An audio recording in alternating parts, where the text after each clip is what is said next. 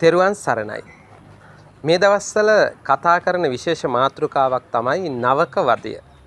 ඒකට හේතුව තමයි ආසන්නතම හේතුව අපේ එක දරුවෙක් සියදිවි නසා ගැනීම. ඒ වගේම විශ්වවිද්‍යාලයකත් ස්වාමින්වහන්සේලා අතර අනුරාධපුර ප්‍රශ්නයක් වෙලා කියලා මාධ්‍ය තුල වාර්තා වුණා. මේ ගැන කියනකොට මට මතකයට එනවා අපේ පරණ ශ්ලෝකයක් තියෙනවා ආහාර නිද්‍රා භයමයිතුනංච සාමාන්‍ය මේතත් පසුබි සමාන. මේ වගේ ශ්ලෝකයක් තියෙනවා මේකේ විස්තර කරනවා මේ ලෝකේ මිනිස්සු සහ සත්තු වෙනස් වෙන්නේ කොහොමද කියලා.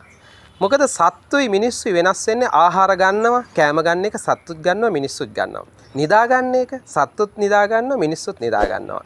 ඒ වගේම ආහාර නිද්‍රා භය බිය කියන එක මේ ලෝකේ හැම කෙනෙකුටම පොදුයි. මිනිස්සුන්ටත් පොදුයි, සත්තුන්ටත් පොදුයි. සාමාන්‍යයෙන් සත්තුත් අපි සින්දු කියනවා කිව්වට කුරුල්ලෝ හරි බයෙන් ජීවත් වෙන්නේ. උන්ට කැම ටිකක් දාලා බලන්නකෝ උන් කීචි බීචි ගග අපි කියනවා සින්දු කියනවා කියලා. හැබැයි සින්දු කියනවා නෙමෙයි උන් බොහොම බයෙන් ජීවත් වෙන්නේ. ඒ වගේම අපි මුවෙක් ගෝණෙක් වගේ සතෙක් කොච්චර තනකොළ තිබුණත් ටිකක් කනවා වටපිට බලනවා ඌ හරි බයෙන් ජීවත් වෙන්නේ. ඒතකොට බය කියන එක මේ ලෝකේ හැම කෙනෙකුටම පොදුයි. ඒ වගේම තමන්ගේ ජාතිය බෝ කිරීම ඒ වගේ මෛතුන කියන්නේ ඒතකොට ජාතිය බෝ කිරීම සත්තුත් කරනවා මිනිස්සුත් කරනවා. හැබැයි මේ දෙගොල්ල අතර වෙනස වෙන්නේ මොකක්ද? ධර්මයේ හිතේශා මදිකෝ විශේෂා.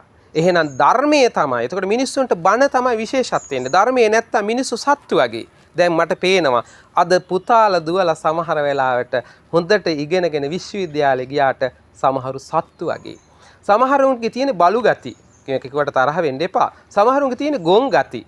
මොකද ගොන් ගති කියලා කියන්නේ ඒ ගොන් වගේ. මොකද ගවයා කියන සතා දැන් උදාහරණයකට කිව්වොත් එහෙම ඔබ දැකලා ඇති ගවයා තවත් ගවයෙක් දැක්කම දැන් මිනිස්සු වගේද බලන්න මිනිහෙක් දැක්කම සිනහසෙනවා නේ. අපි මිනිස්සෙක් දැක්කම හිනහ වෙලා කතා කරනවා. ගවයෙක් දැක්කම එන ගන්න යන්නේ.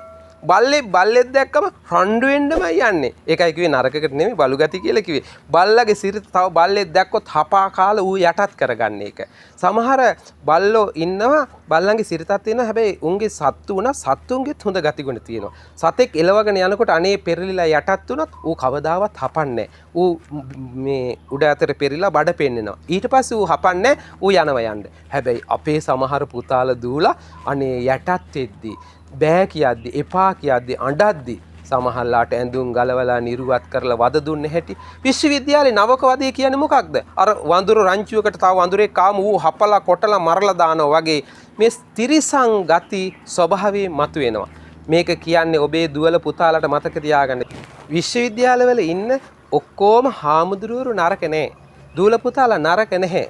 සමහර වෙලාවට සිවුර දාගත්තත් අර ගිහියන්ගේ තියෙන කුණු ගති ගිහි ගති හාමුදුරු ළඟත් තියෙනවා. සමහරවිට හාමුදුරු නම තවත් හාමුදුරු නමකට වද දෙන්නේ කොහමද? බුදු හාමුදුරන්ගේ බුද්ධ පුත්‍රයෝ. සමහරලාට කියන්න කනගාටුයි ශාසනෙත් ඒ වගේ කැලැල් තියෙනවා. ඒ වගේම දූල පුතාලා අපේ අම්මලා තාත්තලා පුතාලාට විෂය කරුණු ඉගෙනුවා. විෂය කරුණු ඉගෙනුවාට ගුණවත්කම් ඉගෙනුවේ නැහැ. ඒ හින්දා විශ්වවිද්‍යාලේ ගිය දරුවෝ අතර ඔක්කොම නෙමෙයි අමනාප වෙන්න එපා. ගොඩක් දූල පුතාලා හොඳ සත්පුරුෂ ඇත්තෝ ඉන්නවා. හොඳ ගුණවත් දූලා ඉන්නවා. ගුණවත් පුතාලා ඉන්නවා. සිල්වත් ස්වාමින් වහන්සේලා ඕන තරම් විශ්වවිද්‍යාලවල ඉන්නවා. හැබැයි මේ සුළුතරයක් කරන අර මං කිව්වේ තිරිසං ගති මතුවෙලා බලු ගති, ගොන් ගති, තිරිසං ගති මතු වුණාම මනුස්සකම් යට ගිහිල්ලා තියෙනවා. ඒ මොකද ධර්මයේ නොමැති හින්දා. ඒ හින්දා දරුවන්ට අධ්‍යාපනයේ සමග ධර්මයක් උගන්වමු. ධර්මයක් ඉගෙනුවොත් මේවා නීති දාලා විතරක් මදි. ධර්මයත් එක්ක චූටි කාලේ ඉඳලා උගන්වන්නට ඕන.